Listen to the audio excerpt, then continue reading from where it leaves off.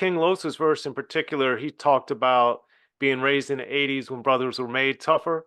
Yeah, Um, yeah, so what that really stuck out to me, obviously, but I also understand what he means. But yeah.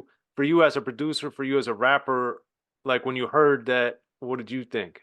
Man, when I asked him for the verse, and then like maybe the next day, I asked him, I asked if he could do the verse, and then the next day I probably hit him in the DM like, "Yo, what's up? The verse done?" He was like, "Yo, bro, you gotta chill, man. You just asked me yesterday to do the verse." So about a week later, he hit me with the verse, and yeah, I was really impressed with it. He is from Baltimore, but I guess he'd been, I wasn't too familiar, but I knew he was like out there. I look at his followers. I'm like, okay, he's doing something. Then I come to find out he's doing work with Puff, and then I'm catching freestyles that he's done and whatnot. So yeah, I'm very impressed with King Los and his ability. Like, nah, King Los is one of them dudes. You feel what I'm saying? As far as taking words, he's from that Eminem school of just like rapping real fast and but the wordplay is going along with the speed of the rap and so yeah, when he said that and born in the '80s and raised tougher, I knew what he meant because he's from Baltimore, and the '80s in Baltimore was definitely tough. You know what I mean? Yes, I was there quite often. Yes, sir. Yeah. I'm well aware of that. Another song that you had recently that I liked was "The Find a Means," and that one has Hmm. Elzhi and Sky Zoo on it as well, and produced by Parental. And you're talking about the system, and again, a very powerful song with this. This one is much more of a slower, somber type of beat. Hmm. So with that one, did you you got the beat first, or you had that concept and wanted to Definitely apply it? had the beat for a while. I, I wasn't even planning on doing the album, bro. I did Woman in 2022, and it's just you don't know if that's it or not. Honestly, you don't know if you're going to get a feeling to want to put energy into a project, put money into a project, and what I mean. It takes a lot of time. At 12 o'clock, from 12 o'clock to 5 a.m. While my beautiful wife is upstairs asleep, I'm down here. You know what I mean? So it's just like, do you want to do that all over again? Do you want to take that type of time and effort? But honestly, I feel like I'm addicted to that type to that work. So it's just I wasn't planning it. So I had to be for a while. And then once I said, you know what, I'm gonna do this Cash Flow Buddha Shelter album. And I started putting songs together. Uh one thing I knew is that I didn't want to write every verse. I didn't want to do three verses every song. I didn't want to do all that because I'm actually doing more producing than anything now, more than writing now. I'm doing more production work than writing. If I got to do a verse, I just write it, and then I'm done with writing until the next assignment, and I'm making beats. You know what I mean? So that's how it's kind of working now.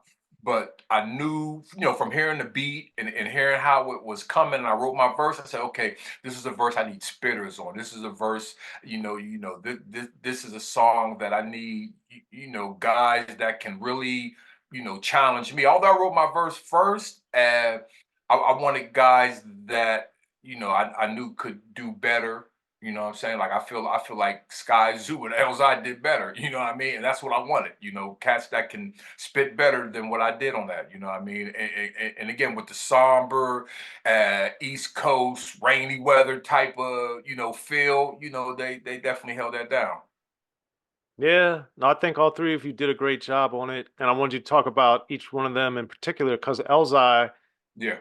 his lyric that stood out to me was talking about how dealt a bad hand, but not how to play our cards right, Hmm. and that one, as you and I have talked, just as friends over the years, a lot of the systemic stuff and problems we have in our country, in the Black community, different things. So when you heard that and related to like the cards and all that stuff, what did what do you get out of that as a producer, but also as a lyricist?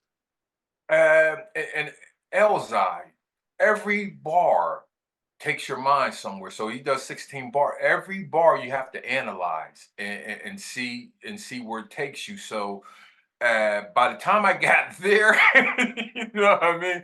I it was.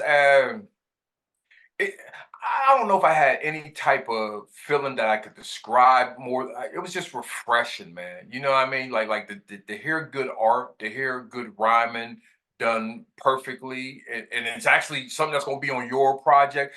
It was just more satisfying and refreshing. Like, wow, okay, he did that. Okay, okay, that was worth whatever investment, all the phone calls, all the emails, all the whatever I had to do to get him to do the verse, that was worth it. So it was more of a feeling of satisfaction more than any other feeling I can describe. I mean, like I said, I know he was flipping, but you know, it's just you're in the moment, and again, I'm in when you're in album mode. Again, you're dealing with 10, 12 songs. I usually put 10 songs on my albums. That's why I usually cut it off at 10 songs, and it's just you're dealing with you.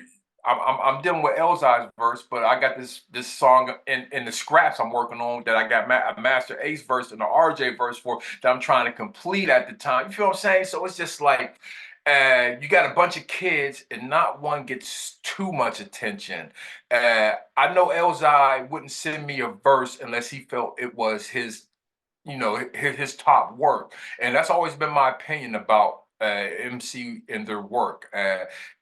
Don't ask me if your verse is good. You should. Do you think your verse is good? You don't ask me because I'm not gonna be hitting play. The fans gonna be hitting play, and they gonna let you know. So that's always been my approach when it comes to features and other artists. Is that my opinion really doesn't matter? You can ask me, but my opinion don't matter. Are you confident? Do you like the work? And I know he posted it, so I know Elzhi like that verse. You feel what I'm saying?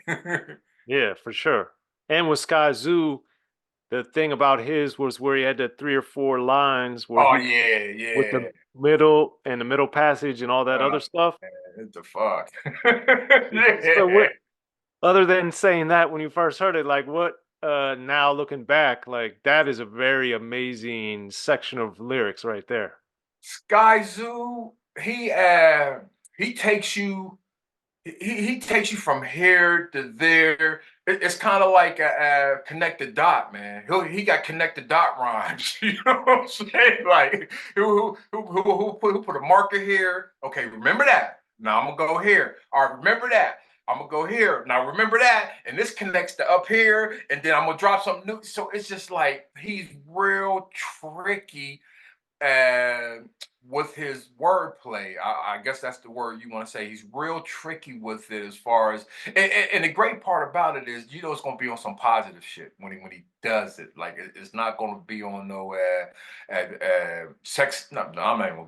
It's not going to be on any vulgar or over the edge type of bars. It's going to be on some bars that like really mess with your mind. And once you figure it out, it's going to help you out with whatever you're dealing with. So that's what I always got from Sky Zoo, like the end of a Spike Lee movie, and they play the song. You gonna hear Sky Zoo rapping. Everybody made it. Everybody made it. And here comes Sky Zoo. That's always that Brooklyn, that brownstone stoop bars. I just always got that from him.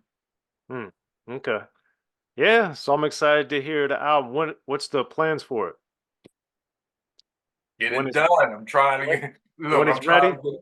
Yeah, I got the beats. I was kind of like at a 7 song. I was confident around 7 songs. Then my shout out to Rashad, my cousin, started sending me beats, and so now I'm finishing it up. I'm just trying to get a feature popping. I'm trying to get maybe a G rap, a phase. And I'm just trying to see what. Check it out. I was emailing people. I was texting people on a Sunday night.